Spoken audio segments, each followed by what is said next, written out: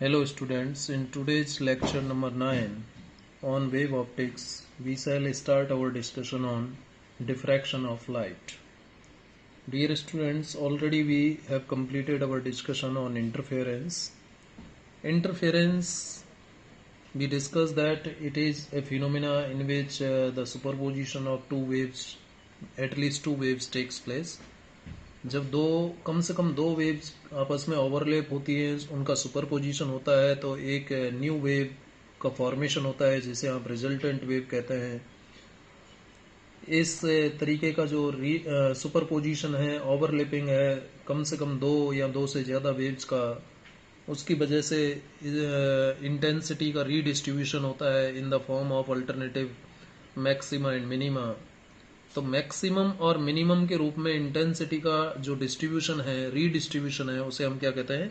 Interference कहते हैं। और स्क्रीन के ऊपर जो हमें मैक्सिमम मिनिमम मिलते हैं उसे हमें इंटरफेरेंस पैटर्न कहते हैं। ये बात हम ऑलरेडी डिस्कस कर चुके हैं।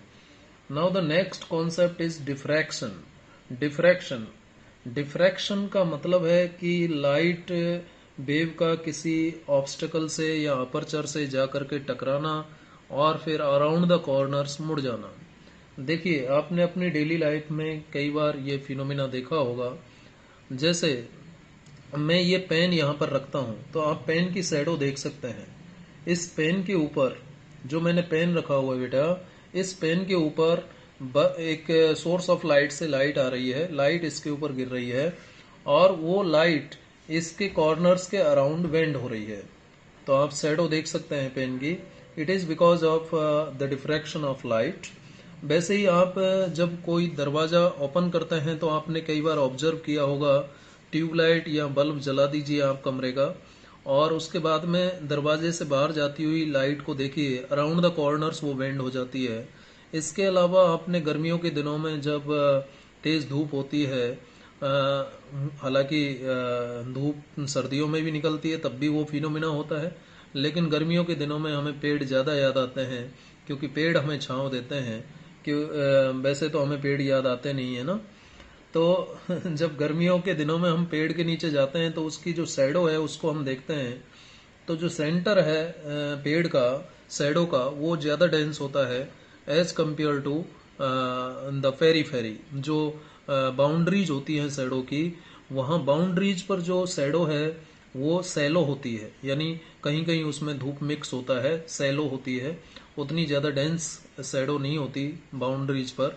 लेकिन सेंटर में जो शैडो है वो बहुत ज़्यादा डेंस होती है। तो वो जो शैडो बन रहा है वो भी क्या है? डिफ्रैक्शन ऑफ लाइट है।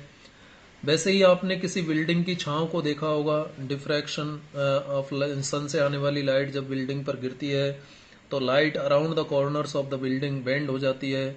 तो पेड़ की छांव, उस बिल्डिंग की छांव को आपने जो देखा है वो बिल्डिंग की छांव भी डिफ्रैक्शन ऑफ लाइट के कारण है। वैसे ही आप अपनी खुद की शैडो भी देखते हैं कई बार।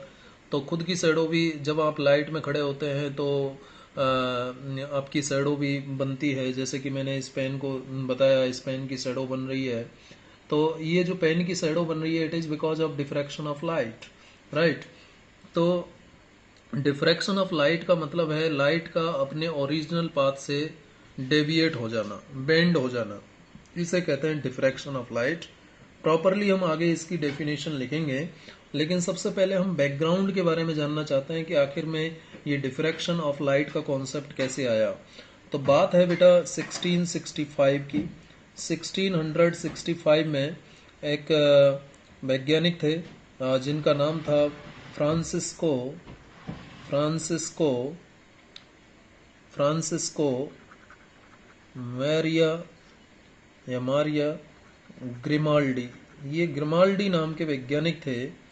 इन्होंने डिफ्रैक्शन ऑफ लाइट को केयरफुली ऑब्जर्व किया।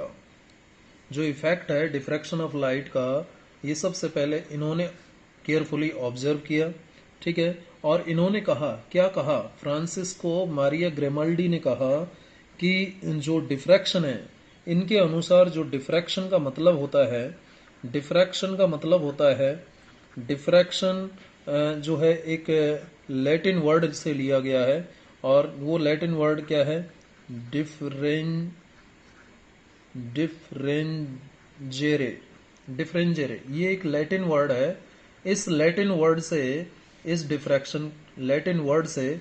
डिफ्रैक्शन की टर्म को लिया गया है। इस लैटिन वर्ड से इस डिफ्रैक्शन को लिया गया है। ठीक है, किसने बताया? फ्रांसिस्को मैरिया ग्रेमाल्डी ने 1665 में बताया कि जो ये डिफ्रैक्शन है ये इस लैटिन वर्ड डिफरेंजेरे से लिया गया है। इसका मतलब होता है, इस डिफरेंजेरे का मतलब होता है टू ब्रेक इनटू पीसेज। इसका मतलब क्या होता है? To break into pieces. अभी आप समझते जाइएगा। हालांकि डिफाइन करना तो बड़ा आसान है। Diffraction of light is nothing but the bending of beam of light is known as diffraction. Simply इतना सा डेफिनेशन है, लेकिन उसका बैकग्राउंड हमें समझना होगा। 1665 में मैरिया ग्रिमाल्डी, फ्रांसिस्को मैरिया ग्रिमाल्डी, इन्होंने डिफ्रैक्शन के बारे में बताया कि ये जो डिफ्रैक्शन वर्ड है ये लैटिन वर्ड डिफरेंजरे से लिया गया है और इसका मतलब होता है टू ब्रेक इनटू पीसेज। मतलब क्या होता है? To break into pieces. मतलब उन्होंने कहा कि जो लाइट है वो डिफरेंट डायरेक्शंस में ब्रेक होती है। मतलब क्या है? इट मीन्स इसका मतलब ये फ्लो चार्ट के जरिए मैं आपको बता रहा हूँ। मैरिया ग्रेमाल्डी ने ये कहा कि जो लाइट है it means light is breaking up, light breaks up into different directions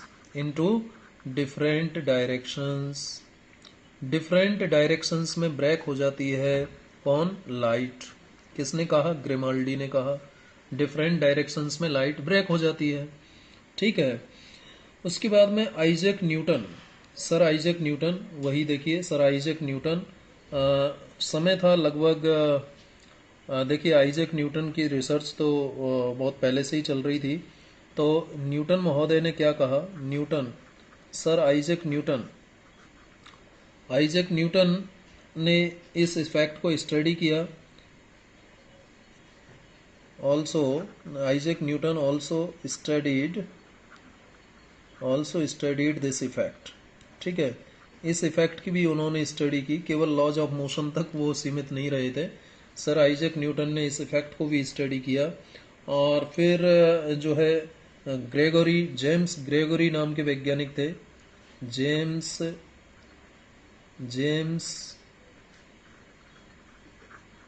Gregory, और टाइम था लगभग 1675। ठीक है, इन्होंने डिफ्रैक्शन पैटर्न ऑब्जर्व किया। ये जो ग्रेगोरी नाम के वैज्ञानिक थे, इन्होंने तो जो वर्ड फीदर के कारण, पक्षी का पंख होता है ना बेटा, पक्षी का पंख, वर्ड फीदर, ठीक है, पक्षी का जो पंख होता है उसके कारण जो डिफ्रैक्शन था उसको ऑब्जर्व किया। किसने? जेम्स ग्रेगोरी ने। जो वर्ड फीदर के कारण जो डिफ्रैक्शन हुआ उस डिफ्रैक्शन पैटर्न को ऑब्जर्व किया। डिफ्रैक्शन पैटर्न कि वर्ड फीदर से जो डिफ्रैक्शन होता है वो किस टाइप का होता है। वर्ड फीदर से जो डिफ्रैक्शन होता है, पंख से जो डिफ्रैक्शन होता है, पक्षी के पंख से जो डिफ्रैक्शन होता है, उसको उन्होंने ऑब्जर्व किया। किसने? जेम्स ग्रेगोरी ने इसको ऑब्जर्व किया और उसको फर्स्ट हम डिफ्रैक्शन ग्रेटिंग कह सकते हैं। फर्स्ट डिफ्रैक्शन ग्रेटिंग कहते हैं। क्या कहते हैं? फर्स्ट डिफ्रैक्शन ग्रेटिंग नाम दिया गया। जो डिफ्रैक्शन पैटर्न वर्ड फीदर से जेम्स ग्रेगोरी ने ऑब्जर्व किया उसको हम फर्स्ट ग्रेटिंग या फिर डिफ्रैक्शन ग्रेटिंग कह सकते हैं। डिफ्रैक्शन ग्रेटिंग पूरा नाम है। फर्स्ट डिफ्रैक्शन ग्रेटिंग कहा गया किसको? डिफ्रैक्शन पैटर्न को। जैसे ये पंख है बेटा, ये पंख है, इस पंख को आप देख सकते हैं। इस पंख के ऊपर जब हम लाइट गिराते हैं तो आप नीचे देख पा रहे हैं कि शैडो देख पा रहे हैं पंख की।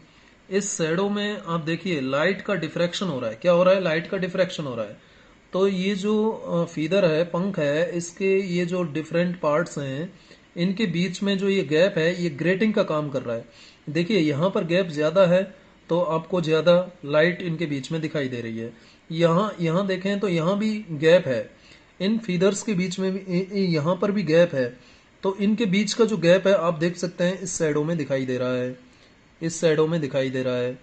ठीक है, ये देखिए, यहाँ देखिएगा, नीचे देखिएगा, ये देखिए इस जगह इस शैडो में ये दिखाई दे रहा है, इस शैडो में ये दिखाई दे रहा है। तो ये ग्रेटिंग की तरह काम कर रहा है। किस तरह काम कर रहा है? ग्रेटिंग की तरह काम कर रहा है। तो जेम्स ग्रेगोरी ने ये वर्ड फीदर की हेल्प से डिफ्रैक्शन पैटर्न प्राप्त किया, और जो एक डिफ्रैक्शन ग्रेटिंग की तरह काम कर रहा था, उसके बाद में उसके बाद में यंग यंग नाम के थॉमस यंग नाम के साइंटिस्ट, जिन्होंने अपना डबल स्लिट एक्सपेरिमेंट परफॉर्म किया था। डबल स्लिट एक्सपेरिमेंट परफॉर्म करके इन्होंने YDAC परफॉर्म किया था, Young's double slit experiment, interference phenomena, जिसमें हमने बात की थी, आप जानते हैं। वहाँ जब इंटरफेरेंस हो रहा था तो वहाँ भी जो है डिफ्रैक्शन इन्वॉल्व था। तो आप कह सकते हैं एक तरह से डिफ्रैक्शन इंटरफेरेंस जो है मैक्रोस्कोपिक है, और डिफ्रैक्शन जो है माइक्रोस्कोपिक है, इस तरीके से हम कह सकते हैं। तो जहाँ इंटरफेरेंस हो रहा है वहाँ भी डिफ्रैक्शन है। ऐसा किसने कहा? टॉमस यंग ने कहा। टॉमस यंग ने अपना Young's double slit experiment perform किया।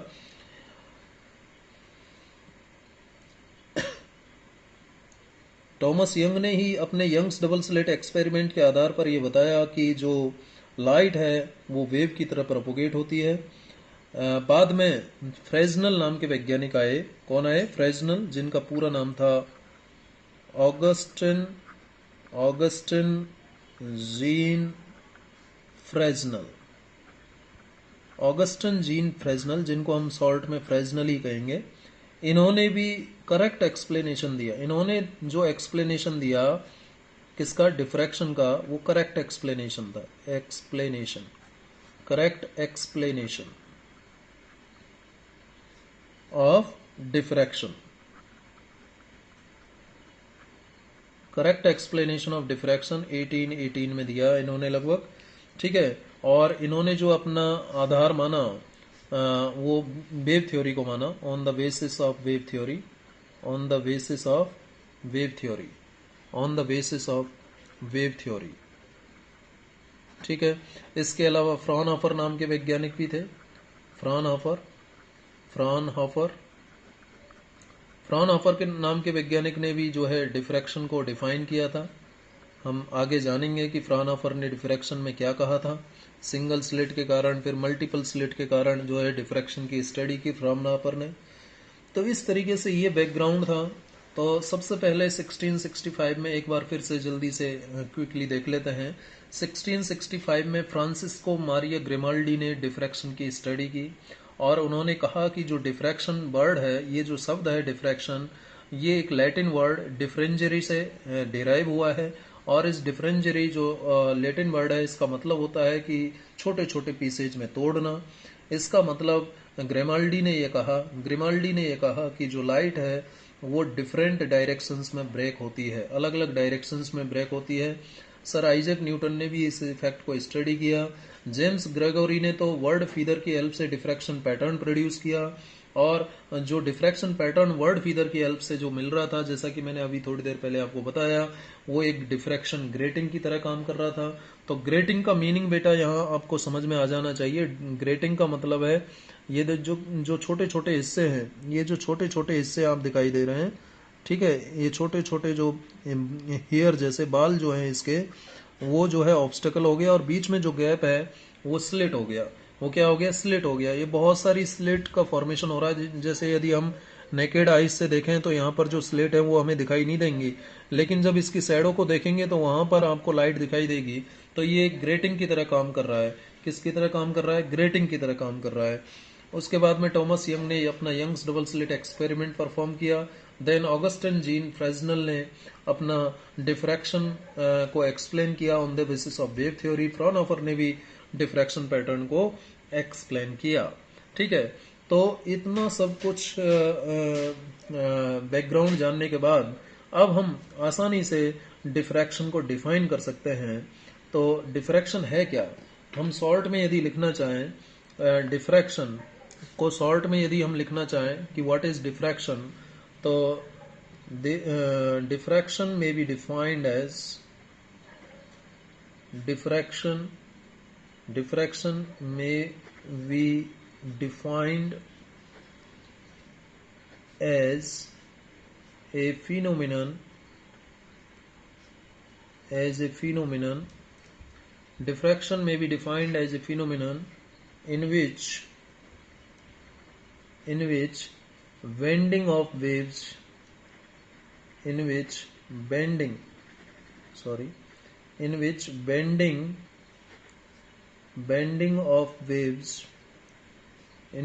bending of waves around the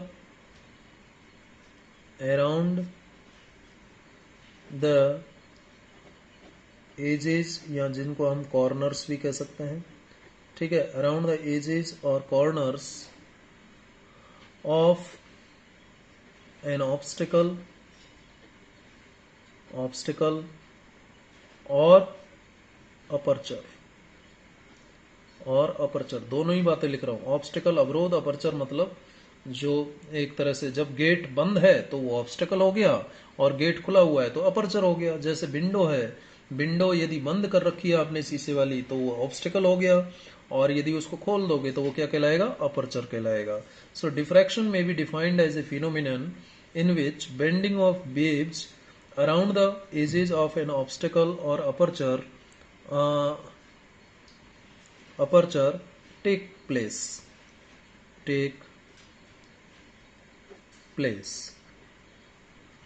ठीक है। डिफ्रैक्शन वो फिनोमिना है जिसमें वेव्स की बेंडिंग होती है, कहां पर? अराउंड द एजेस और कॉर्नर्स ऑफ एन ऑब्स्टिकल और अपर्चर, ठीक है। जैसे कि मैं आपको एग्जाम्पल के जरिए समझाऊं, एग्जाम्पल के जरिए यदि समझाने की कोशिश करूं तो जैसे मैं ऑब्स्टिकल और अपर्चर दोनों का एग्जाम्पल आपको दे करके बताऊंगा। जैसे कि यहाँ पर आप लीजिए एक मान लीजिए ये एक अपर्चर है, ये क्या है? एक अपर्चर है, ये एक अपर्चर है बेटा। This is one aperture. इसको आप थोड़ा सा ऐसे थिक भी बना सकते हो, ठीक है। ये जो स्लिट मैंने बनाई है ना, ये स्लिट ही क्या कहलाएगी? अपर्चर कहलाएगी। ये हो गया अपर्चर, ठीक है। और ये मान लेता हूं स्क्रीन है, ये क्या है? स्क्रीन है। तो ये अपर्चर, जिसको आप स्लिट भी कह सकते हो, अपर्चर कोई नाम दे दो इसको, जैसे कि ए बी, एक अपर्चर है। और यहाँ सोर्स ऑफ लाइट है, यहाँ सोर्स ऑफ लाइट है। अब इस सोर्स ऑफ लाइट से देखिए लाइट सीधे भी जाएगी, सीधे जाएगी, लाइट यहाँ जाएगी, बिल्कुल जाएगी। अब आप देखेंगे मैक्सिमम जो लाइट रेज जा सकती हैं वो इस तरफ जा सकती हैं, ऐसे ही मैक्सिमम लाइट रेज इस तरफ जा सकती हैं, ठीक है, इस तरफ जा सकती हैं। यहाँ कोई लाइट नहीं पहुँचेगी सीधे, सॉरी, यहाँ लाइट पहुँचेगी, यहाँ लाइट पहुँचेगी, यहाँ पर लाइट पहुँचेगी, यहाँ पर लाइट पहुँचेगी। ये देखिए सोर्स से लाइट रेज यहाँ पर जा रही हैं, तो अपनी ओरिजिनल डायरेक्शन से जाना था ऐसे, लेकिन ये इधर भी बेंड हो गई, इधर बेंड हो गई, इधर सीधे भी जा रही हैं, इधर नीचे की तरफ बेंड हुई, नीचे की तरफ बेंड हुई। तो इतने क्षेत्र में जो है आपको उजाला दिखाई देगा। कितने क्षेत्र में? ए डैश बी डैश, इस क्षेत्र में आपको क्या दिखाई देगा? लाइट दिखाई देगी। और जो ये वाला पोर्शन है, बी डैश के नीचे वाला, यहाँ पर क्या दिखाई देगी? और ए डैश के ऊपर वाला यदि यहाँ देखें तो आपको शैडो दिखाई देगी। इससे हम कहेंगे ज्योमेट्रिकल शैडो। क्या कहेंगे? Geometrical shadow. वैसे ही यहाँ भी ज्योमेट्रिकल शैडो होगी, ज्योमेट्रिकल शैडो, ठीक है। यहाँ भी आपको शैडो दिखाई देगी। केवल इतने क्षेत्र में आपको लाइट दिखाई देगी। तो देखिए अपर्चर के कॉर्नर्स के अराउंड लाइट का मुड़ना क्या कहलाता है? डिफ्रैक्शन। तो यहाँ अपर्चर के कारण डिफ्रैक्शन आपने देखा। वैसे ही आप ऑब्स्टिकल के कारण भी डिफ्रैक्शन देख सकते हैं। ऑब्स्टिकल हम ले लेते हैं, जैसे यहीं पर बना देता हूँ, ऑब्स्टिकल बना लेता हूँ एक। ये मान लीजिए एक ऑब्स्टिकल है, ये ऑब्स्टिकल बना दिया, ये ऑब्स्टिकल है, ठीक है, ये ऑब्स्टिकल है। इस ऑब्स्टिकल को नाम दे दिया मैंने, जैसे इसको ए और इसको बी नाम दे दिया, और यहाँ पर सोर्स है। और यहाँ मान लेता हूँ स्क्रीन है। ये क्या है? स्क्रीन है, ठीक है। तो आप देख सकते हैं कि जो ये स्मॉल ऑब्स्टिकल है, ये क्या है? ऑब्स्टिकल है, ऑब्स्टिकल, अवरोध। ठीक है, ये क्या था? अपर्चर था। तो जब यहाँ से लाइट यहाँ जाएगी, लाइट यहाँ जाएगी, है या नहीं? लाइट यहाँ जाकर यहाँ से टकरा जाएगी, वापस आ जाएगी। ठीक है, लाइट यहाँ पहुँचेगी, इस तरीके से ये लाइट यहाँ पहुँचेगी। यानी ये जो क्षेत्र है इतना, यहाँ से ये ए डैश मान लूँ और ये बी डैश मान लूँ। ए डैश बी डैश जो है ये ज्योमेट्रिकल शैडो है। यहाँ पर क्या होगा? ज्योमेट्रिकल शैडो होगा, ज्योमेट्रिकल ज्योमेट्रिकल शैडो होगा। यहाँ पर शैडो दिखाई देगी, छाया दिखाई देगी, लेकिन ए डैश के ऊपर और बी डैश के नीचे उजाला होगा। ठीक है, उजाला होगा। ठीक है, तो ऑब्स्टकल के कारण यहाँ पर ज्योमेट्रिकल शैडो, तो इसके कॉर्नर्स के अराउंड लाइट इस तरीके से बेंड हो गई, इस तरीके से बेंड हो गई। तो ऑब्स्टकल के कॉर्नर या एजेज के अराउंड मुड़ना या अपर्चर के कॉर्नर और एजेज के अराउंड लाइट का मुड़ना क्या कहलाता है? डिफ्रैक्शन कहलाता है। तो यहाँ पर आपने देखा कि किस तरीके से लाइट अपने ओरिजिनल पाथ से अपर्चर या ऑब्स्टकल के कारण डेविएट होती है। तो इसका डेली लाइफ एग्जाम्पल आप दरवाजे वाला ले सकते हैं बेटा, दरवाजे वाला एग्जाम्पल आप ले सकते हैं। इसका डेली लाइफ एग्जाम्पल हो सकता है वो। ठीक है, या फिर मैं आपको बताऊं, जैसे जैसे आपको एक एग्जाम्पल देता हूं। जैसे ये देखिए, इस स्टेपलर में ये जो बीच में ये जो होल गैप है, ये अपर्चर होगा। क्या होगा? अपर्चर होगा। इधर मैंने ऊपर की साइड में लैंप रखे हुए हैं, तो ये जो गैप है इन दोनों के बीच में, ये जो गैप है, गैप देखिए यहाँ लाइट दिखाई दे रही है, लेकिन यहाँ शैडो है और यहाँ शैडो है। सिमिलरली यदि इसको ऐसे रख देता हूं तो देखिए बीच में शैडो आ गई और इधर उधर लाइट है या नहीं? तो ये अब ऑब्स्टिकल हो गया। अब देखिए ऑब्स्टिकल के दोनों तरफ लाइट है, ऑब्स्टिकल के दोनों तरफ लाइट है। ठीक है या नहीं? और यदि इस तरीके से रखता हूं तो बीच में लाइट है और इधर उधर शैडो है। ठीक है, तो ऑब्स्टिकल या अपर्चर के एजेज या कॉर्नर्स के अराउंड लाइट का बेंड होना, इसे ही हम क्या कहते हैं? डिफ्रैक्शन कहते हैं। इसीलिए तो कहा गया है कि diffraction may be defined as a phenomenon in which bending of waves around the edges or corners of an obstacle or aperture takes place। ठीक है, अब यहाँ पर ये प्रश्न उठ जाता है कि क्या हम ऑब्स्टिकल की साइज छोटी या बड़ी ले लें तो क्या उस पर डिफ्रैक्शन डिपेंड करता है? ऑब्स्टिकल की साइज पर या अपर्चर की साइज पर क्या डिफ्रैक्शन डिपेंड करता है? तो हम जानना चाहेंगे कि डिफ्रैक्शन किन किन पैरामीटर्स पर डिपेंड करता है। तो टॉपिक है dependence of diffraction of light. Light के डिफ्रैक्शन का डिपेंडेंस, साउंड का भी डिफ्रैक्शन होता है, लाइट का भी होता है, दोनों ही हम आप सिंपली ऐसे भी कह सकते हो कि डिपेंडेंस ऑफ डिफ्रैक्शन। तो देखिए दो पॉइंट्स, दो पैरामीटर्स पर ये डिपेंड करता है। Number one, diffraction depends on size of an obstacle, size of an obstacle और एन अपर्चर। ऑब्स्टिकल या अपर्चर की साइज पर डिपेंड करता है, ऑब्स्टिकल या अपर्चर की साइज पर डिपेंड करता है, जिसको स्मॉल ए से यदि हम रिप्रेजेंट कर दें साइज ऑफ ऑब्स्टिकल और अपर्चर को। और दूसरा ये डिपेंड करता है जो सोर्स से लाइट निकल रही है, जो सोर्स से लाइट निकल रही है, wavelength of wave, wave coming from और emerging from any source.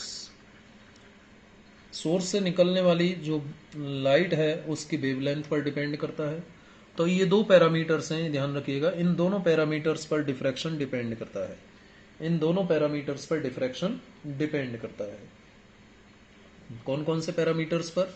Size of an obstacle और wavelength of the wave coming from any source. अब यहाँ पर आपको मैं मैक्सिमम और मिनिमम डिफ्रैक्शन की कंडीशन बताना चाहूँगा। जैसे मैं फर्स्ट केस लेता हूँ, केस 1 ले लेता हूँ आपके सामने, और केस 1 में मैं ये मान के चलता हूँ कि if the size of an obstacle और aperture is approximately equal to the wavelength of the wave used. जब ये कंडीशन होगी बेटा, यदि ये कंडीशन होती है तो डिफ्रैक्शन, ध्यान रखिएगा क्या होगा, डिफ्रैक्शन विल बी मैक्सिमम। इस कंडीशन में डिफ्रैक्शन मैक्सिमम होता है। डिफ्रैक्शन मैक्सिमम होगा कब, साइज ऑफ ऑब्स्टिकल या अपर्चर जब वेवलेंथ ऑफ द वेव के बराबर होता है तो डिफ्रैक्शन मैक्सिमम होता है। जैसे एग्जाम्पल के जरिए मैं आपको समझाता हूँ। यहाँ पर एक स्लेट ले लेते हैं, ये मान लीजिए एक स्लेट है, ये मान लीजिए एक स्लेट मैंने ली, ठीक है। ये स्लेट ली एक, ये इसको ए नाम दे दिया और इसको बी नाम दे दिया, ठीक है। अब सन से कोई सोर्स से लाइट आ रही है और सोर्स का डिस्टेंस ज़्यादा है इस स्लिट से, तो सोर्स से आने वाली लाइट रेज जो है एक दूसरे के पैरेलल होंगी। ये पैरेलल लाइट रेज आ रही है, ठीक है। अब जो इनका वेव फ्रंट होगा वो भी आप जानते हो क्या होगा, वेव फ्रंट प्लेन होगा, और ये किसी और टाइम पर प्लेन वेव फ्रंट होगा, अलग अलग टाइम पर। और आप ये भी जानते हैं कि दो वेव फ्रंट के बीच का जो डिस्टेंस होता है बेटा वो वेवलेंथ कहलाता है। भाई जहाँ यहाँ एक वेव फ्रंट है, ये दूसरा वेव फ्रंट है, तो एक वेव का क्रेस्ट यहाँ है तो दूसरा क्रेस्ट यहाँ होगा, है या नहीं। दो सक्सेसिव क्रेस्ट या दो सक्सेसिव ट्रॉ के बीच का डिस्टेंस क्या कहलाता है, वेवलेंथ कहलाता है। तो जो दो डिफरेंट वेव फ्रंट्स होंगे, ये दोनों वेव फ्रंट दो अलग अलग क्रेस्ट या दो अलग अलग ट्रॉ की पोजीशंस को रिप्रेजेंट कर रहे हैं। तो दो सक्सेसिव क्रेस्ट या दो सक्सेसिव ट्रॉ के बीच का जो डिस्टेंस है वो वेवलेंथ कहलाता है। तो यहाँ प्लेन वेव फ्रंट के बीच का डिस्टेंस क्या होगा, वेवलेंथ होगा। और यहाँ पर जो ये स्लिट ए बी है, इसकी साइज क्या हो गई, स्लिट ए बी की साइज हम ले लेते हैं स्मॉल ए, ठीक है, स्मॉल ए। देखिए कंडीशन मेरी क्या है, if a is approximately equal to lambda, ये कंडीशन है। ये केस 1 ले रहे हैं हम। केस 1 क्या है कि जब साइज ऑफ ऑब्स्टिकल और aperture wavelength of the wave के बराबर होता है। तो यहाँ पर देखिए अब क्या हो रहा है, ए जो है वो लेमडा के लगभग बराबर है, ये कंडीशन यहाँ सेटिस्फाई हो रही है। ए ये जो विड्थ है ये इस डिस्टेंस के बराबर है लगभग, तो जो डिफ्रैक्शन होगा वो मैक्सिमम होगा। इसका मतलब लाइट यहाँ भी जाएगी, लाइट इधर भी जाएगी, लाइट इधर भी जाएगी, लाइट इधर भी जाएगी, लाइट इधर भी पहुंचेगी, है या नहीं। यानी जो वेव फ्रंट यहाँ पर स्फेरिकल मिलेगा वो इस टाइप का मिलेगा।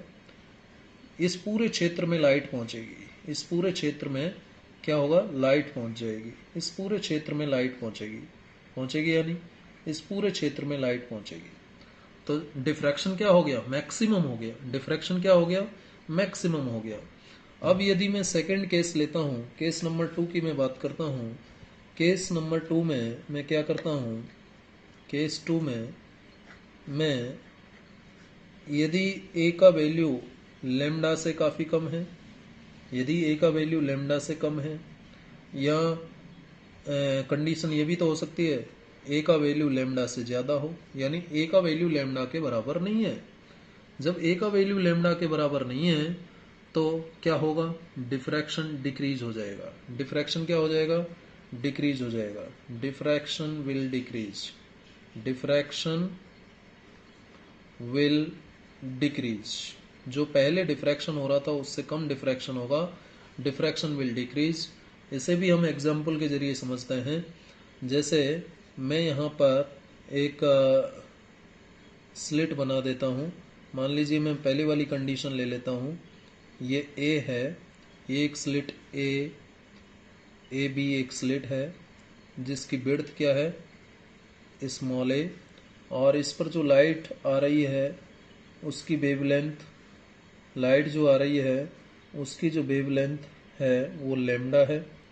लेकिन अब ए और लेमडा में काफ़ी डिफरेंस है। देखिए लेमडा अब आपको ज़्यादा दिखाई दे रहा होगा, यदि लैम्डा की वैल्यू ज़्यादा है तो डिफ्रैक्शन क्या होगा, मिनिमम डिक्रीज हो जाएगा, यानी लाइट सीधे तो जाएगी, लाइट यहाँ जाएगी और लाइट यहाँ जाएगी, लाइट यहाँ जा सकती है, लाइट यहाँ जा सकती है, लेकिन इस जगह और इस जगह लाइट नहीं पहुँचेगी। तो देखिए वेव फ्रंट केवल इतने क्षेत्र में आएगा, तो पहले से कम क्षेत्र में लाइट पहुँच रही है, यानी डिफ्रैक्शन डिक्रीज हो गया। इस केस में भी डिफ्रैक्शन डिक्रीज हो जाएगा। ठीक है, केस थर्ड की बात करें, केस थर्ड में यदि मैं डिफरेंस को ज़्यादा कर देता हूँ, ए और लेमडा का डिफरेंस ज़्यादा हो जाता है, यानी यदि ए का वैल्यू लेमडा से बहुत ज़्यादा कम हो या ए का वैल्यू लेमडा से बहुत ज़्यादा हो। ठीक है, ए का वैल्यू लेमडा से या तो बहुत ही कम हो और या फिर ए का वैल्यू लेमडा से बहुत ही ज़्यादा हो, तो ऐसे केस में जो डिफ्रैक्शन होगा वो मिनिमम होगा। डिफ्रैक्शन क्या होगा, मिनिमम होगा। Diffraction will be minimum, diffraction will be minimum diffraction होगा। और देखिए कैसे, यदि हम इस केस में ए की वैल्यू काफ़ी कम ले लेते हैं, ये लीजिए ए की वैल्यू मैंने स्लिट की विड्थ को और कम कर दिया और इस तरीके से आपने ये लाइट इसके ऊपर इंसिडेंट की, और वेवलेंथ का मान लेता हूँ कि वेवलेंथ जो है बहुत ज़्यादा है लाइट की, ये वेवलेंथ है लेमडा। ठीक है, तो ए का वैल्यू काफ़ी कम हो गया, तो यहाँ तो लाइट जाएगी सीधे तो पहुँचेगी, लाइट यहाँ पहुँच पाएगी, लाइट यहाँ पहुँच पाएगी, तो डिफ्रैक्शन काफ़ी कम हो जाएगा, डिफ्रैक्शन काफ़ी कम हो जाएगा। लाइट यहाँ नहीं पहुँच रही है, यहाँ नहीं पहुँच रही है, तो डिफ्रैक्शन क्या हो गया, मिनिमम हो गया। यहाँ पर डिफ्रैक्शन क्या हो गया, मिनिमम हो गया। तो हमने इन तीन एग्जाम्पल्स के जरिए समझा कि जो डिफ्रैक्शन है वो ऑब्स्टेकल या अपर्चर की साइज पर डिपेंड करता है। हमने यहाँ पर तीनों अपर्चर लिए थे, हम सिमिलरली ऑब्स्टेकल लेकर के भी ये बात समझ सकते हैं। ठीक है, तो दो पैरामीटर्स पर डिफ्रैक्शन डिपेंड कर रहा है, एक तो साइज ऑफ ऑब्स्टेकल और अपर्चर पर, और एक wavelength of wave coming from any source, a और लेमडा पर डिपेंड करता है। ये बात आपको ध्यान रखने की है, ये आप ध्यान रखिएगा। ठीक है, आगे चलते हैं। अब हम यहाँ पर देखते हैं, कई बार प्रश्न आ जाता है कि एक तो है साउंड वेव और एक है लाइट वेव। जनरली साउंड का डिफ्रैक्शन मैक्सिमम होता है और लाइट का डिफ्रैक्शन नेग्लिजिबल होता है। कैसे, आप डेली लाइफ में एग्जांपल लेते हैं, देखिए जैसे एक मान लीजिए एक हॉल है और या रूम है कोई, एक रूम को आप बंद कर लीजिए, चारों तरफ दरवाजे, उसका दरवाजा बंद कर दीजिए, खिड़की बंद कर दीजिए और उसमें ट्यूब लाइट जलाइए, तो क्या ट्यूब का उजाला बाहर चला जाएगा? नहीं जा पाएगा, और जाएगा तो थोड़ा सा जो गैप होगा नीचे दरवाजे के नीचे, वहां से जा पाएगी लाइट। लेकिन जो साउंड है वो साउंड जो है दरवाजे और खिड़की बंद होने के बावजूद भी, दरवाजे और खिड़की बंद होने के बावजूद भी वो साउंड जो है बाहर चली जाती है या नहीं? यानी साउंड का डिफ्रैक्शन मैक्सिमम हो रहा है। इसका मतलब भाई जो वेव ज्यादा दूरी तक पहुंच पा रही है उसका डिफ्रैक्शन ज्यादा हो रहा है, जो कम दूरी तक पहुंच पा रही है उसका डिफ्रैक्शन नेग्लिजिबल हो रहा है। तो इसका मतलब क्या है, जैसे आप जब भी कहीं बोलते हैं, एक मान लीजिए स्ट्रीट लाइट है या कोई ट्यूबलाइट जली हुई है, तो क्या उस स्ट्रीट लाइट का जो लाइट है, उजाला है, क्या वो आपका 400 मीटर तक चला जाएगा? नहीं जाएगा। लेकिन यदि आप साउंड की बात करेंगे तो साउंड पहुंच सकती है, साउंड यदि आप तेज बोलोगे तो और ज्यादा दूर तक चले जाएगी, है या नहीं? लेकिन लाइट आप कितना ही अच्छा सोर्स ले लीजिए, कितना ही ज्यादा पावर का ले लीजिए, लाइट उतना डिस्टेंस ट्रेवल नहीं कर पाती जितना कि साउंड ट्रेवल करती है। मतलब मैं यहाँ पर लाइट की स्पीड की बात नहीं कर रहा हूँ बेटा, मैं यहाँ पर बात कर रहा हूँ कि डिफ्रैक्शन कितना होता है, यानी लाइट कितने क्षेत्र में पहुंच पाती है। तो मैं जैसे यहाँ पर लैंप जला करके आप उनके सामने उजाला किया हुआ हूँ, तो इस लैंप का उजाला यहाँ पर हो रहा है, लेकिन इस रूम के बाहर जो है ये उजाला नहीं जा पा रहा है, लेकिन जो मैं बोल रहा हूँ ये मेरी आवाज बाहर जा पा रही है। इसका मतलब साउंड का डिफ्रैक्शन जो है मैक्सिमम होता है और जो लाइट है उसका डिफ्रैक्शन नेग्लिजिबल होता है। तो ये कई बार प्रश्न आता है कि ऐसा क्यों होता है। देखिए जब हम साउंड की बात करते हैं, मैं यहाँ पर बता देता हूँ आपको, साउंड की जब हम बात करते हैं, देखिए इसमें से देख सकते हैं आप, for sound wave size of an obstacle is equal to its wavelength. Sound wave जो होती है उसका जो साइज है ऑब्स्टेकल का, वो उसकी वेवलेंथ के बराबर होता है। इसको चलो मैं पहले समझा देता हूं आपको। यदि साउंड वेव की मैं बात करता हूं, for sound wave, for sound wave, sound wave के केस में क्या होता है, जो साउंड वेव है उसकी वेवलेंथ साइज ऑफ ऑब्स्टेकल या अपर्चर के बराबर होती है, लगभग साइज ऑफ ऑब्स्टेकल और अपर्चर के लगभग बराबर होती है। किसकी? साउंड की वेवलेंथ। साउंड की वेवलेंथ अपर्चर के बराबर। मैं बात कर रहा हूं आपसे किस टॉपिक के ऊपर बात कर रहा हूं कि diffraction of sound is maximum as compare to diffraction of light. ये हेडिंग भी डाल लीजिए, diffraction of sound is maximum, और कई बार इसकी जगह शब्द आ जाता है is more pronounced.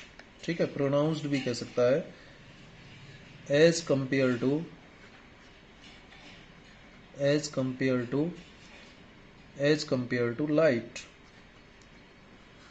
Diffraction of sound is maximum as compare to light, इसकी बात कर रहे हैं। तो देखिए, जो साउंड वेव होता है, साउंड वेव के लिए जो वेवलेंथ होती है बेटा, साउंड वेव की जो वेवलेंथ होती है वो किस ऑर्डर की होती है? लगभग 1 मीटर ऑर्डर की होती है।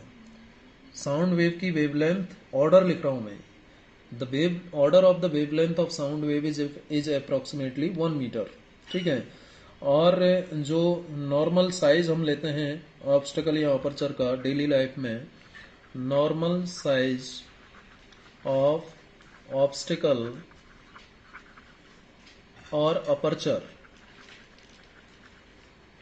इन डेली लाइफ, ठीक है, डेली लाइफ में जो हम ऑब्स्टेकल या अपर्चर की नॉर्मल साइज ए की वैल्यू कंसीडर करते हैं वो भी 1 मीटर कंसीडर करते हैं, और साउंड का वेवलेंथ भी 1 मीटर ऑर्डर का है। तो यहाँ पर साउंड के लिए क्या कंडीशन सेटिस्फाई हो गई? A is approximately equal to lambda, a is approximately equal to lambda. तो इसलिए साउंड का जो डिफ्रैक्शन है, therefore this a is equal to lambda is satisfied. और जब ये सेटिस्फाइड हो गई, ये कंडीशन सेटिस्फाइड हो गई, तो thus we can say that thus diffraction of sound, thus diffraction of sound is maximum। ठीक है, ऐसे समझिए, डिफ्रैक्शन ऑफ साउंड क्या हो जाएगा? मैक्सिमम हो गया। लेकिन यदि हम लाइट की बात करें, फॉर लाइट वेव, ठीक है, लाइट वेव की वेवलेंथ की यदि हम बात करें, तो लाइट वेव की जो वेवलेंथ है वो अप्रोक्सीमेटली इस ऑर्डर की वेवलेंथ होती है ना, 10⁻⁻⁷ मीटर, इससे भी कम होती है। Wavelength of light wave is less than 10⁻⁻7 metre, 10⁻⁻7 metre से कम होती है, बराबर भी नहीं होती। ठीक है, और यदि बराबर भी हो तब भी कोई दिक्कत नहीं है। साउंड की जो लाइट की वेवलेंथ है वो देखिए किस ऑर्डर की है, बहुत ही कम वेवलेंथ होती है, और इससे भी कम होती है। वेयरएज साइज ऑफ ऑब्स्टेकल और अपर्चर क्या होता है डेली लाइफ में? 1 मीटर। तो यहाँ पर आप देख सकते हैं कि lambda is very very less than A, lambda is very very less than A, so a is not equal to lambda, therefore the diffraction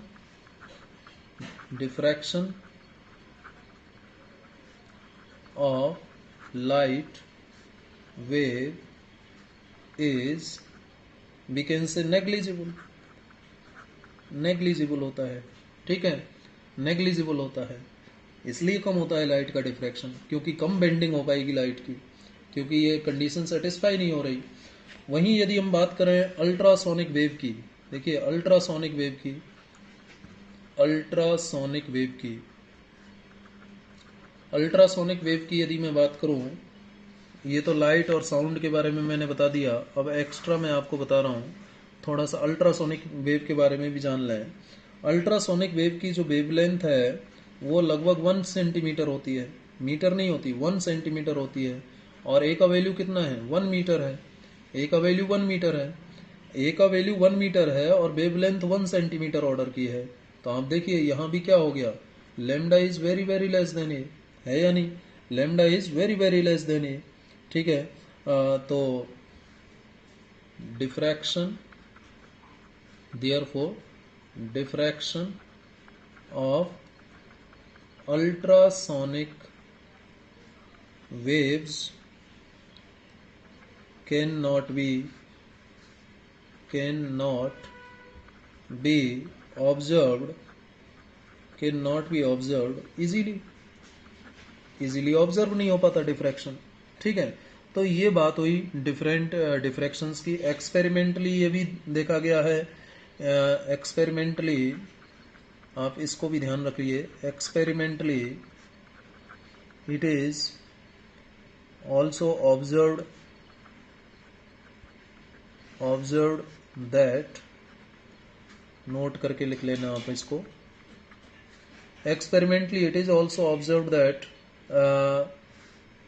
that no diffraction is observed, no diffraction is observed,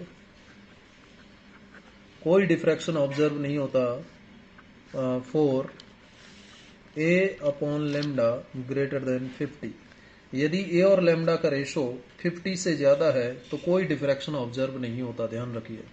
experimentally ये मतलब observe किया गया है कि यदि ए और lambda का ratio 50 से ज्यादा है तो कोई डिफ्रैक्शन ऑब्जर्व नहीं होता, ये एक्सपेरिमेंटली ऑब्जर्व किया जा चुका है, ठीक है।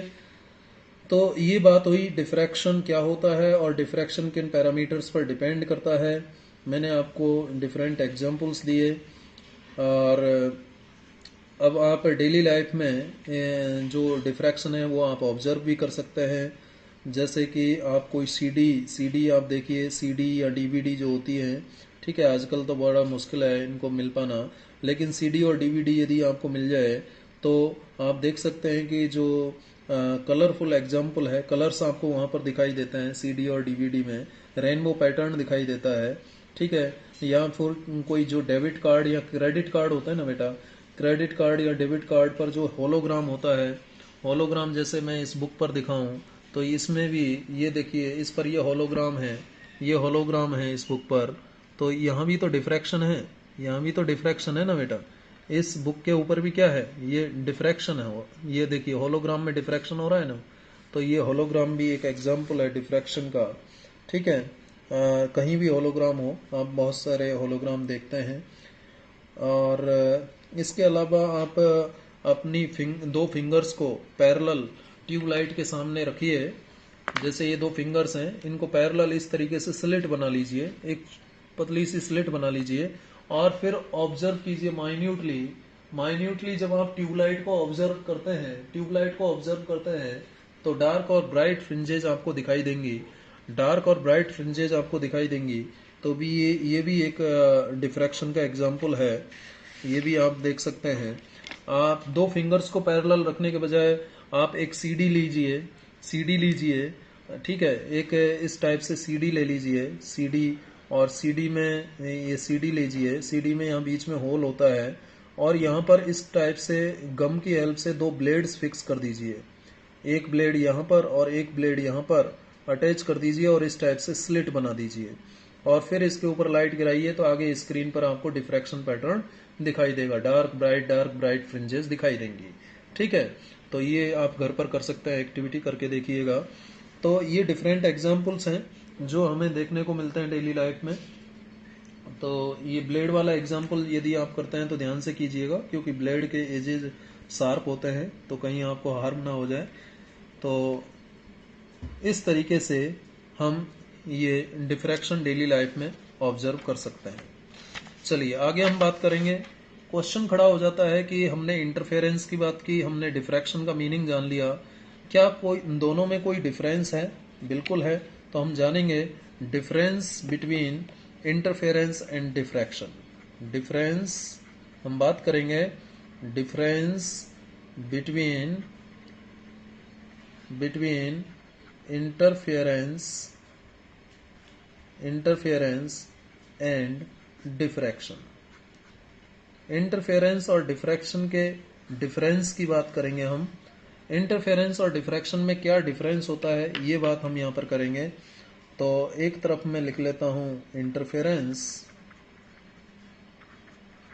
टेबल के जरिए समझते चले जाते हैं, और एक तरफ लिख लेते हैं डिफ्रैक्शन। एक तरफ क्या लिख लेते हैं, डिफ्रैक्शन। ये लीजिए, ठीक है, ये एक टेबल बना ली। तो इंटरफेरेंस, इंटरफेरेंस किसका सुपरपोजिशन है, डेफिनेशन पर जाइए। It is the superposition of, it is the superposition, आप जानते हो इसमें दो या दो से ज्यादा वेव्स सुपरपोज होती हैं। It is the superposition of two, of at least two waves, of at least two two coherent waves, ऐसे कह सकते हो, टू कोहेरेंट वेव्स। दो कोहेरेंट वेव्स का सुपरपोजिशन क्या कहलाता है, इंटरफेरेंस कहलाता है। वहीं डिफ्रैक्शन किसका सुपरपोजिशन है, ये सुपरपोजिशन वेव्स का नहीं है, ये तो वेव्स तो प्राइमरी वेव फ्रंट हो गया ना, ठीक है। और ये जो डिफ्रैक्शन है ये सुपरपोजिशन है। It is the superposition, superposition of, superposition of secondary wavelets, secondary wavelets. Secondary wavelets जो होते हैं, जिनको आप सेकेंडरी वेव फ्रंट भी कहते हो, सेकेंडरी वेवलेट्स जो कि एक प्राइमरी वेव फ्रंट के डिफरेंट पार्ट से आ रहे हैं, उनके सुपरपोजिशन से ये डिफ्रैक्शन फॉर्म होता है। It is the superposition of secondary wavelets coming from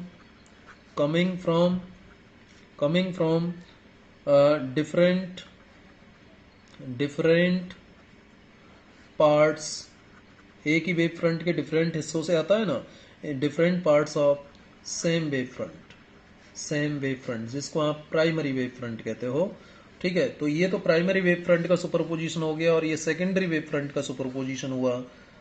दूसरा पॉइंट लिखें, इंटरफेरेंस में जो मैक्सिमाज हैं, ठीक है, वो सेम इंटेंसिटी के होते हैं। ऑल मैक्सिमाज, इंटरफेरेंस में आप जानेंगे, all maximas are of same intensity, same intensity के होते हैं।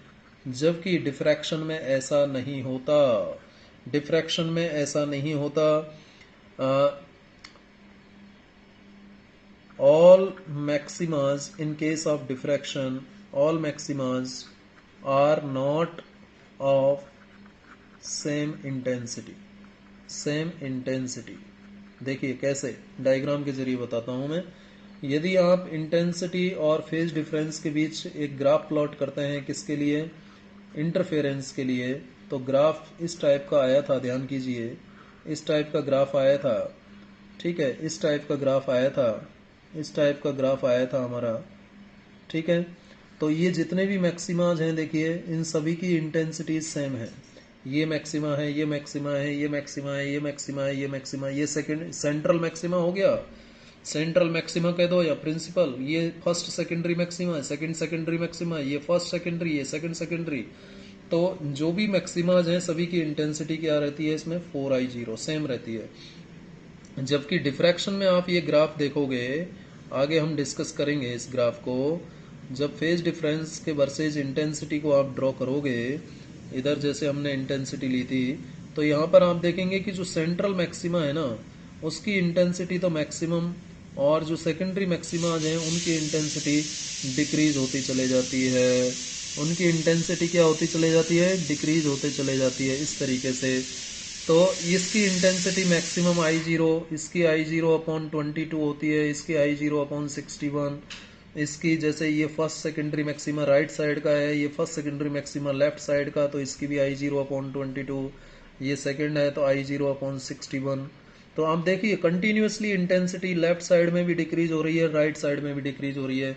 तो डिफ्रैक्शन में सभी मैक्सिमाज की इंटेंसिटी सेम नहीं होती, ठीक है। तीसरी बात करें, तीसरा डिफरेंस हम देखें इसमें, ये कई बार पूछ लिया जाता है आपको। इंटरफेरेंस में तो मैंने बता ही दिया, डिफ्रैक्शन में ये सारे पॉइंट हम डिस्कस करेंगे।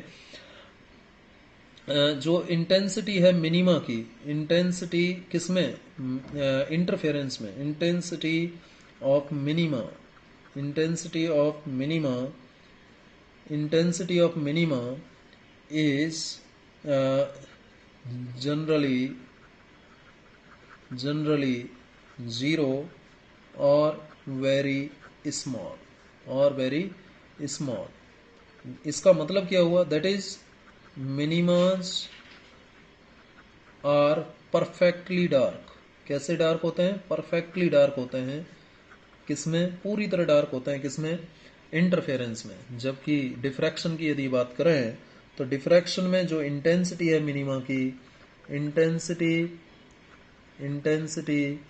ऑफ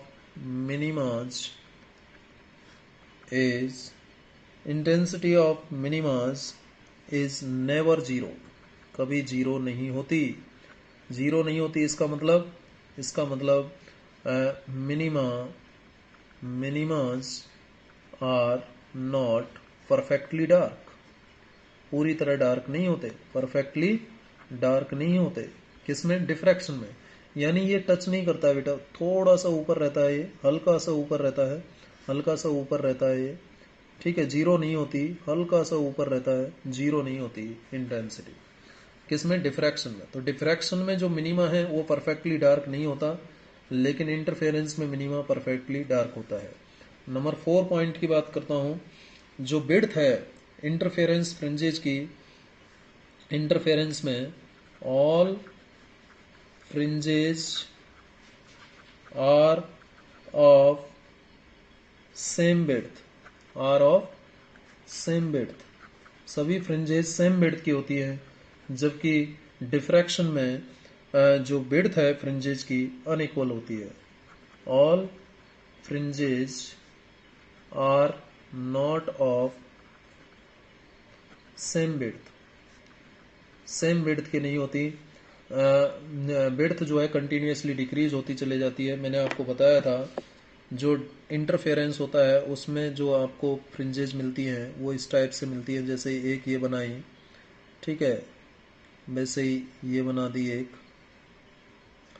वैसे ही ये बना दी एक। तो यहाँ पर आप देख रहे हैं जो कोई भी नंबर की फ्रिंज हो, सभी की फ्रिंज विड्थ सेम होती है। लेकिन यहाँ पर क्या होता है, जो सेंट्रल फ्रिंज होती है उसकी चौड़ाई सबसे ज़्यादा होती है।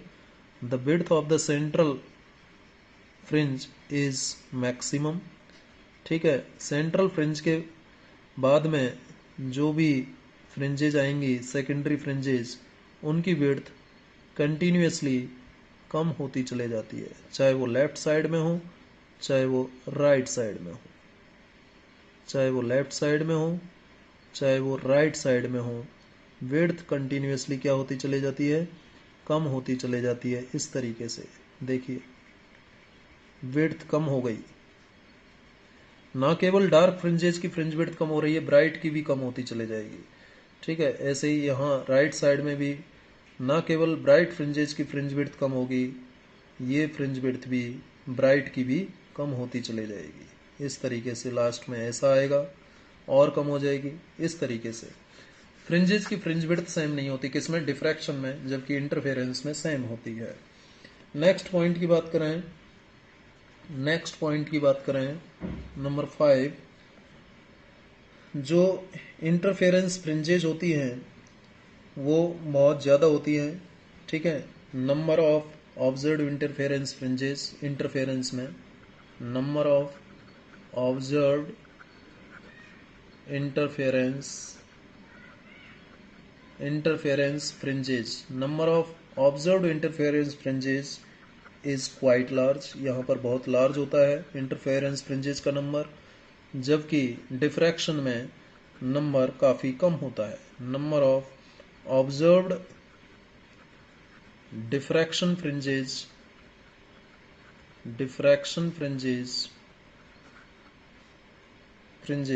is quite small,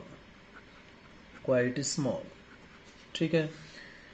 एक होता है there is good contrast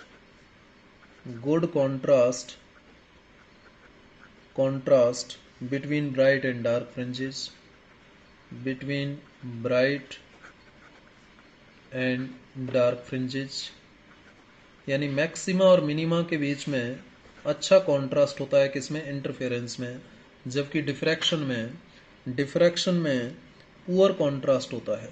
कैसा होता है, पुअर कॉन्ट्रास्ट होता है। There is poor contrast between bright and dark fringes, between bright and dark fringes. तो ये कुछ मैंने आपको डिफरेंसेस बताए इंटरफेरेंस और डिफ्रैक्शन के बीच। उम्मीद है आपको ये समझ में आए होंगे। इंटरफेरेंस में भी तो जितने भी पॉइंट्स थे हमने 6 के 6 पॉइंट डिस्कस किए हैं। डिफ्रैक्शन में इन सारे पॉइंट्स को डिस्कस हम करेंगे, तो डोंट वरी, आगे हमें और क्लियर हो जाएगा। अब एक लास्ट टॉपिक और हम इसमें डिस्कस करना चाहेंगे। जो डिफ्रैक्शन है वो भी दो टाइप का हम यहाँ पर डिस्कस करेंगे इस चैप्टर में, फ्रेस्नेल एंड फ्रानहोफर डिफ्रैक्शन। दो टाइप के डिफ्रैक्शन की हम यहाँ बात करेंगे। डिफ्रैक्शन, दो टाइप का डिफ्रैक्शन हम इस चैप्टर में डिस्कस करेंगे। हालांकि जो फर्स्ट टाइप है उसका केवल हम मीनिंग जानेंगे, ठीक है, क्योंकि इसका केवल हम मीनिंग इसलिए जानेंगे कि डिटेल में इसका डिस्कशन हमारे सिलेबस में नहीं है। हायर क्लासेज में आप फ्रेस्नेल डिफ्रैक्शन को और डिटेल में पढ़ोगे, लेकिन हम फ्रानहोफर डिफ्रैक्शन को, फ्रानहोफर डिफ्रैक्शन, देखिए फ्रेस्नेल और फ्रानहोफर नेम है साइंटिस्ट के, इन्होंने अपना अपना डिफ्रैक्शन का मीनिंग दिया था। इन दोनों डिफ्रैक्शंस के बीच में डिफरेंसेस को हम समझेंगे, फ्रेस्नेल डिफ्रैक्शन एंड फ्रानहोफर डिफ्रैक्शन, ठीक है, दोनों के बीच डिफरेंस की बात करेंगे। तो पहला डिफरेंस वैसे ही हम टेबल के जरिए समझ लेते हैं। यहाँ पर क्या होता है, जो सोर्स होता है, जैसे ये सोर्स होता है, यहाँ एक स्लिट होती है और ये स्क्रीन होती है। फ्रेस्नेल डिफ्रैक्शन में ये स्क्रीन, ये स्लिट और ये सोर्स और स्लिट के बीच का डिस्टेंस यहाँ पर क्या होता है, फाइनाइट होता है। न केवल सोर्स और स्लिट के बीच, स्लिट और स्क्रीन के बीच भी डिस्टेंस क्या होता है, फाइनाइट होता है, ठीक है। ये जो स्लिट ए बी है, यहाँ पर सोर्स और स्लिट, ठीक है, और सोर्स और स्लिट ही नहीं, केवल स्लिट और स्क्रीन के बीच का डिस्टेंस भी क्या होता है, फाइनाइट होता है। यहाँ पर डिस्टेंस लिख सकते हैं, डिस्टेंसेज बिटवीन सोर्स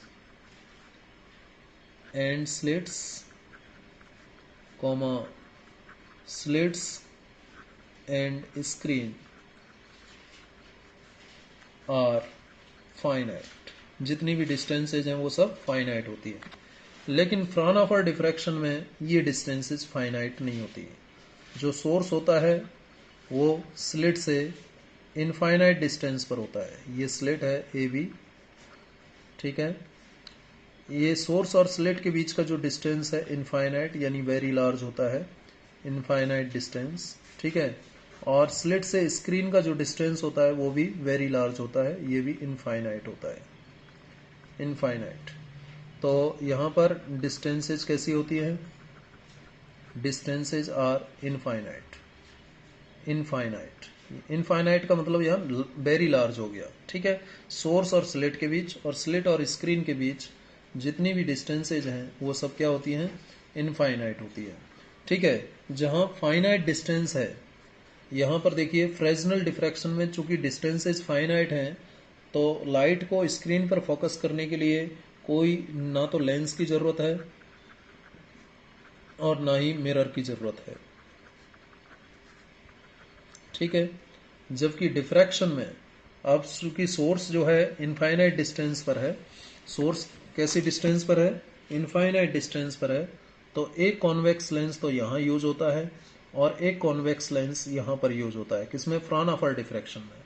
क्योंकि सोर्स से लाइट को आपको स्लिट पर फोकस करना है तो कन्वर्जिंग लेंस का यूज करना पड़ेगा। एक लेंस यहाँ पर यूज हो गया और फिर स्लिट से जो लाइट डिफ्रैक्ट होगी उसको स्क्रीन पर भेजना है, स्क्रीन पर फोकस करना है, तो फिर अगेन आपको एक दूसरा कॉन्वेक्स लेंस यहाँ पर यूज करना होगा। तो हम जो फ्राउनहोफर डिफ्रैक्शन होता है इसमें दो कॉन्वेक्स लेंसेज का यूज किया जाता है। Two convex lenses are used किसमें? फ्राउनहोफर डिफ्रैक्शन में। ठीक है, ये दो डिफरेंसेज हो गए यहाँ तक। तीसरे डिफरेंस की बात करें, जब यहाँ पर जो वेव फ्रंट की बात करते हैं, यहाँ पर देखिए इस केस में, किस केस में? फ्रेजनल डिफ्रैक्शन के केस में जो वेव फ्रंट है वो स्फेरिकल हो सकता है, सिलेंड्रिकल हो सकता है।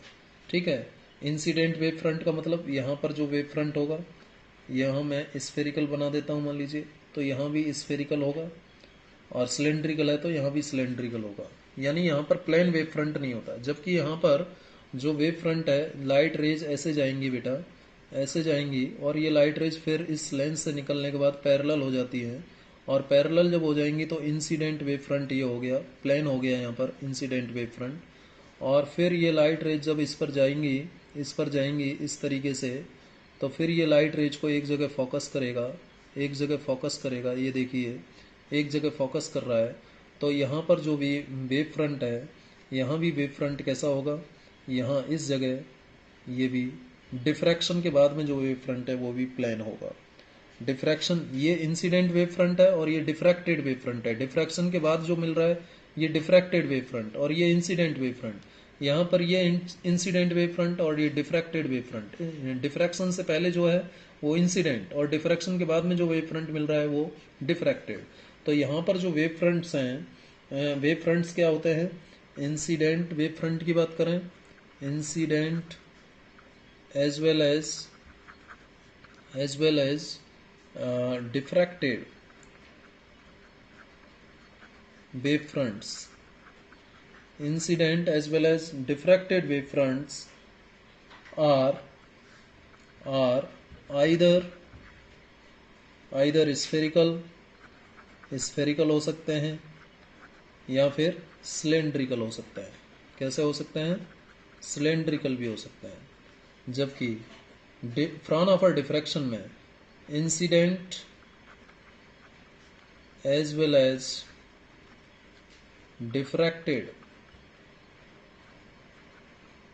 wave fronts are plane. कैसे होते हैं? प्लेन होते हैं। ठीक है, यहाँ पर डिस्टेंसेज इनफाइनाइट है तो रेज पैरेलल होंगी, इसलिए प्लेन वेव फ्रंट। डिफ्रैक्शन से पहले जो है ये इंसिडेंट वेव फ्रंट, डिफ्रैक्शन के बाद में जो मिल रहा है ये डिफ्रैक्टेड वेव फ्रंट, दोनों प्लेन होते हैं। और फ्रेजनल डिफ्रैक्शन में इंसिडेंट वेव फ्रंट स्फेरिकल या सिलेंड्रिकल हो सकता है, और ये डिफ्रैक्टेड वेव फ्रंट भी स्फेरिकल या सिलेंड्रिकल हो सकता है। नंबर 4, यहाँ जो फ्रेजनल डिफ्रैक्शन है इसमें डिस्टेंसेज इंपॉर्टेंट होती है। Distances are important. ठीक है, क्योंकि यहाँ पर फाइनाइट डिस्टेंस ली जा रही हैं तो डिस्टेंसेज इंपॉर्टेंट होंगी क्योंकि डिस्टेंसेज फाइनाइट हैं। जबकि फ्राउनहोफर डिफ्रैक्शन में डिस्टेंसेज इनफाइनाइट हैं, तो डिस्टेंसेज की जगह यहाँ पर एंगुलर इंक्लिनेशन इंपॉर्टेंट होगा। Angular inclinations are important. Angular inclinations important होते हैं किस केस में? Fraunhofer diffraction. एंगुलर इंक्लिनेशन का मतलब क्या है भाई? यहाँ तो मैंने लाइट रे सीधे भेजा है, लाइट रे ऊपर भी जा सकती है, कुछ एंगल बनाते हुए डिफ्रैक्ट हो सकती है। ठीक है, लाइट रे नीचे भी कुछ एंगल बनाते हुए डिफ्रैक्ट हो सकती है। ये तो मैंने ऊपर डिफ्रैक्ट कर दिया मान लीजिए, तो ये जो एंगुलर इंक्लिनेशन है ये इंपॉर्टेंट होता है यहाँ पर, और जबकि यहाँ पर लीनियर डिस्टेंसेज इंपॉर्टेंट होती है। ठीक है, तो नंबर 5 की बात करूँ, नंबर 5 जो डिफरेंस है, जो फ्रेजनल डिफ्रैक्शन है उसका जो सेंटर होगा वो ब्राइट या डार्क दोनों हो सकते हैं। ये डिपेंड करेगा number of Fresnel's half period zone. यानी एक बात यहाँ पर मैं बताऊँ, यहाँ पर हाफ पीरियड जोन्स का फॉर्मेशन होता है, हाफ पीरियड जोन्स का फॉर्मेशन होता है, zones are form, half period zones are formed. जबकि फ्राउनहोफर डिफ्रैक्शन में कोई हाफ पीरियड जोन फॉर्मेशन नहीं होता। No half period zones are form. अब आपके दिमाग में प्रश्न आ गया होगा कि ये हाफ पीरियड जोन का मतलब क्या है। देखिए नाम से ही पता चल रहा है, हाफ पीरियड यानी जिसका टाइम पीरियड आधा हो, जोन्स मतलब क्षेत्र, यानी दो ऐसे क्षेत्र, जैसे एक ही क्षेत्र ये बनाया मैंने और ये दूसरा क्षेत्र बनाया, ठीक है। तो ये जो क्षेत्र है पहला और ये दूसरा हाफ पीरियड जोन जो है, इन दोनों क्षेत्र के बीच में जो डिफरेंस है टाइम का वो t/2 का है, यानी हाफ पीरियड जोन। ये हाफ पीरियड का डिफरेंस हो गया, तो ये हाफ पीरियड जोन्स कहलाएंगे। क्या कहलाएंगे? Half period zones. जबकि यहाँ पर ऐसा कुछ नहीं होता, ठीक है। तो इसका जो सेंटर है, सेंटर जो होता है किसमें, सेंटर जो होता है किसमें, फ्रेस्नेल डिफ्रैक्शन में। सेंटर ब्राइट भी हो सकता है, डार्क भी हो सकता है। सेंटर ब्राइट भी हो सकता है और डार्क भी हो सकता है, ठीक है। सेंटर ब्राइट भी हो सकता है और सेंटर डार्क भी हो सकता है। जबकि जो फ्राउनहोफर डिफ्रैक्शन है, फ्राउनहोफर डिफ्रैक्शन में सेंटर हमेशा ब्राइट होता है, ऑलवेज ब्राइट होता है। ये हम जानेंगे आगे जब फ्राउनहोफर डिफ्रैक्शन को डिटेल में हम डिस्कस करेंगे। फ्राउनहोफर डिफ्रैक्शन हमारे डिटेल में है सिलेबस में। तो इसमें सेंटर हमेशा ब्राइट होता है, ध्यान रखिएगा। इसमें सेंटर ब्राइट और डार्क दोनों टाइप का हो सकता है कि कितने हाफ पीरियड जोन्स यहाँ बन रहे हैं, उसके नंबर पर डिपेंड करेगा सेंटर का ब्राइट या डार्क होना, ठीक है। जबकि यहाँ तो कोई हाफ पीरियड जोन बनता ही नहीं है, इसलिए सेंटर हमेशा ब्राइट ही होगा। और यहाँ सेंटर ब्राइट, फ्रेस्नेल डिफ्रैक्शन में सेंटर ब्राइट और डार्क दोनों हो सकता है, ठीक है। तो ये कुछ डिफरेंसेस मैंने आपसे डिस्कस किए फ्रेस्नेल और फ्राउनहोफर के बीच। ये भी एग्जाम में पूछ लिया जाता है। उम्मीद है ये भी आपको समझ में आया होगा। तो यहाँ तक इस लेक्चर में हम यहीं तक बात करेंगे। आगे हम बात करेंगे Fraunhofer diffraction at a single slit. Single slit के कारण फ्राउनहोफर डिफ्रैक्शन की बात करेंगे और स्क्रीन के किसी पॉइंट पर इंटेंसिटी का फॉर्मूला डिराइव करेंगे। हम डिफ्रैक्शन पैटर्न की भी बात करेंगे और फिर मैक्सिमा, जो सेंट्रल मैक्सिमा है उसकी इंटेंसिटी कितनी होती है, सेकेंडरी मैक्सिमा की इंटेंसिटी कितनी होती है, विड्थ ऑफ सेंट्रल मैक्सिमा ये कितना होगा, ये बात करेंगे। सो उम्मीद है आपको आज का डिस्कशन पसंद आया होगा। Thank you very much.